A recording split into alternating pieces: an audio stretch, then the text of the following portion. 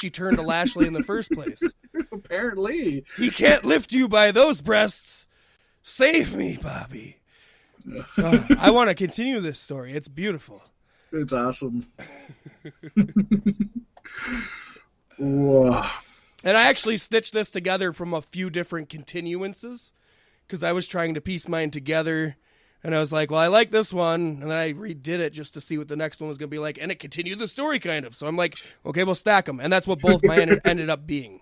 So we'll have 3 from Fat Mac and 2 from me, but mine are extra large. You got nice big ones. I got little short spurts. You were in for the marathon. I was in for the sprint. And we got a really short one next, but this one, Pasty, this is one like similar to yours. It's about a current storyline happening, but a current storyline that's happening in real life and not on the screens of pro wrestling, involving one of our favorite multi-named men and one of the most baddest bitches out today. All right, here we go. On the night before Johnny had to leave Taya Valkyrie for that Southern Wrestling Company, he wanted to please her pussy, to make her come all over the place. He had to get to Taya first. That's how he did it. Over Taya's so squeaky ass. The way she orgasmed on his tongue. You could taste the pussy juice right on him. It took him 5 fucking minutes before he got Taya come. His passion only burned up with this. He had to hold her to make sure she went to sleep. She didn't get a wink. What a man. What a guy. I like that old Johnny. Didn't even try to bring her with, though. He's just like... No.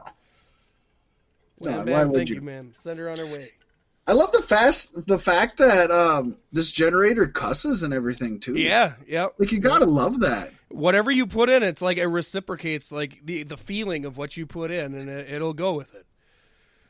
Yeah, because I was surprised when I seen it knock out 5 fucking minutes. I was like, wow, way to go.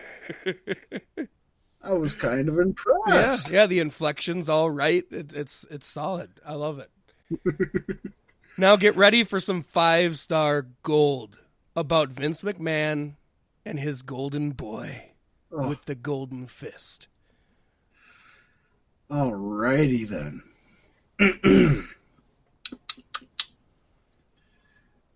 Vince was no stranger to anal fisting, and clearly laid out what he expected of Roman.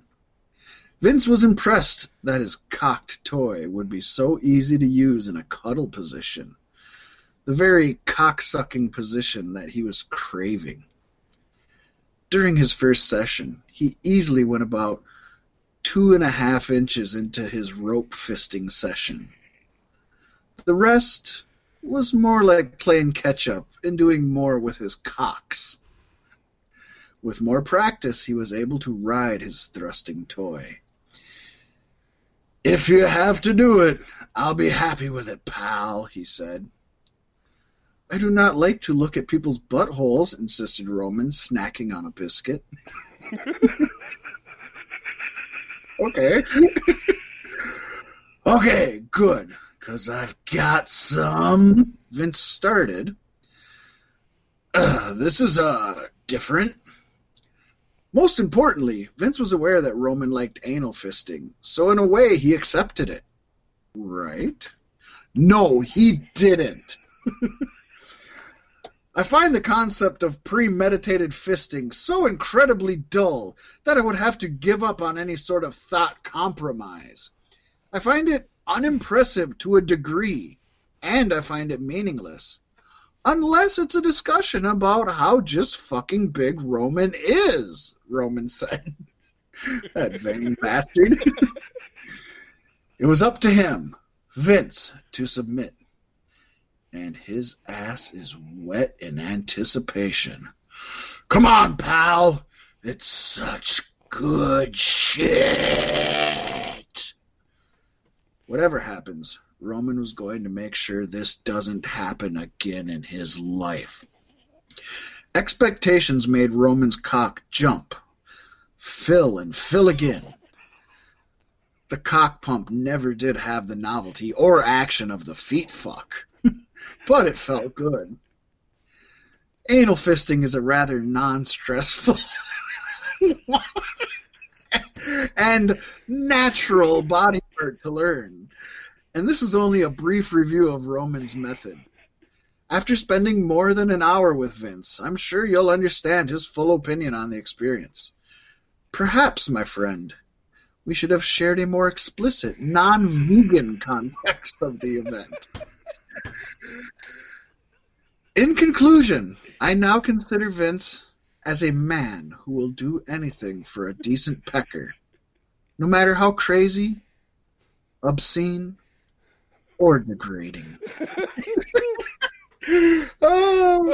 I can't even read this without cracking up. It's a non-vegan I do not like to look at people's buttholes, insisted Roman, snacking on a biscuit. On a biscuit. Okay, good.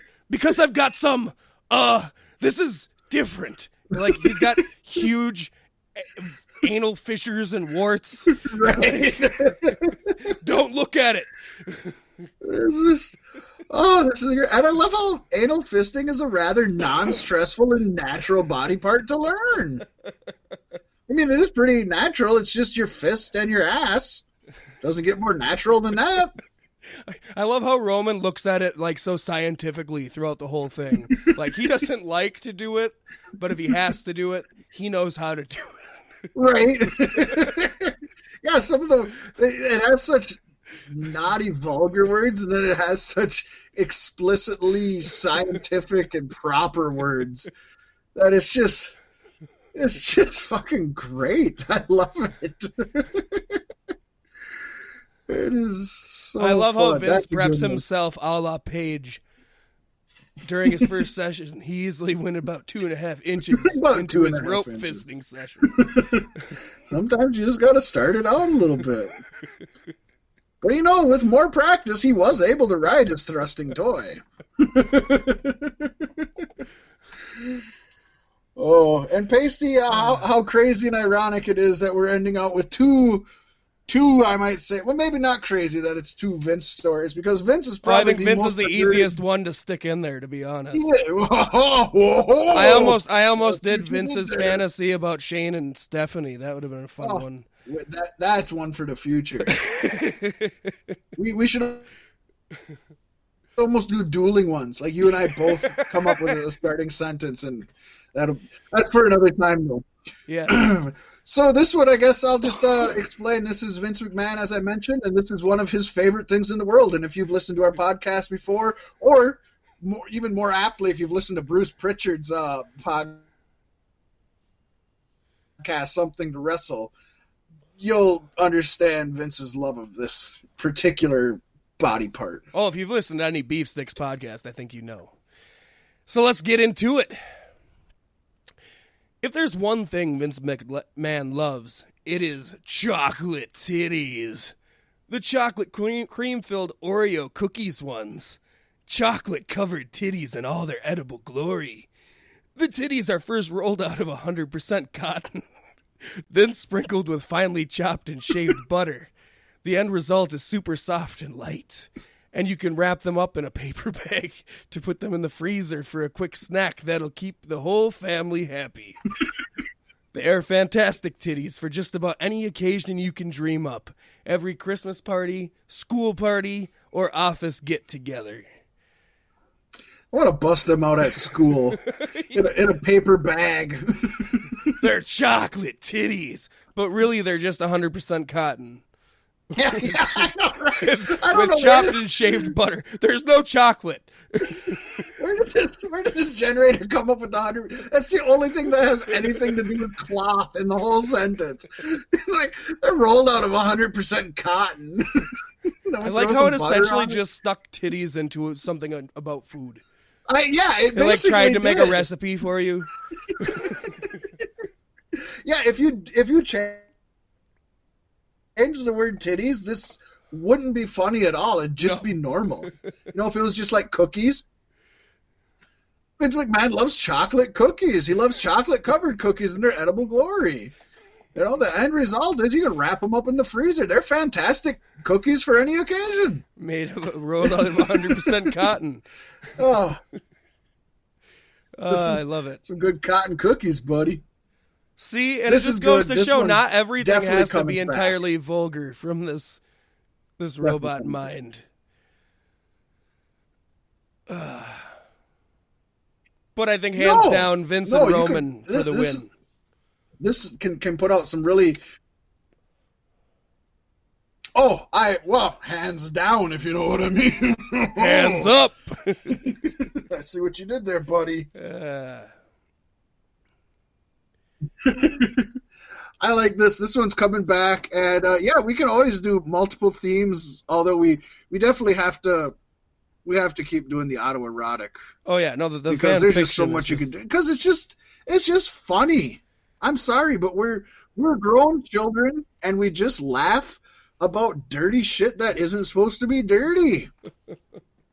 Or dirty shit that's really supposed to be dirty. Either way. I'm sorry. We're men. I definitely think I'm going to keep bringing back these long-form ones. And talking about dirty shit, Pasty. Yes, it is time. I think I'm going to have to try that next time. This was my first foray into it. Oh, it's so fun. And then, if it starts to get off topic, you can just copy, the last 2 lines of what it put out last and try to get it to go off of that. So you can do a lot of different things to freak it. I will admit, I put in the It's Such Good Shit in a couple of pals. We're going to be doing it. But, yeah. But, yeah. Oh, you think I didn't realize you put in that Such Good Shit? I had to do it. It was so fitting. So fitting. But yes, folks, it is that time of the week again. It is time to get your news in your face with the Savage Sentinel. Woo!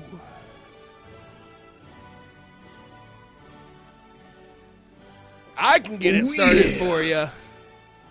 And Pasty, we're starting off this week with maybe some sad news, but more, I think, just something that needs to be talked about and isn't talked about enough. And I say we discuss it a little bit after we talk it over, but it's a kind of long one. Yeah, I will say we have discussed this at some point in the past, and we thought all this was kind of behind us because people just knew better. Well, exactly. So here it is. Mauro Ranallo was all set to call some of the NXT matches at Sunday's Survivor Series, but he apparently ended up taking off the day after deleting his whole Twitter account, apparently over a tweet made by WWE SmackDown announcer Corey Graves. For those who missed it, perhaps, Graves tweeted Saturday night that Mauro was talking over Nigel McGuinness and Beth Phoenix during War Games. He tweeted, "Just for the record, guys, I know you wouldn't know it, but there's actually a WWE Hall of Famer and a former Ring of Honor champion on commentary.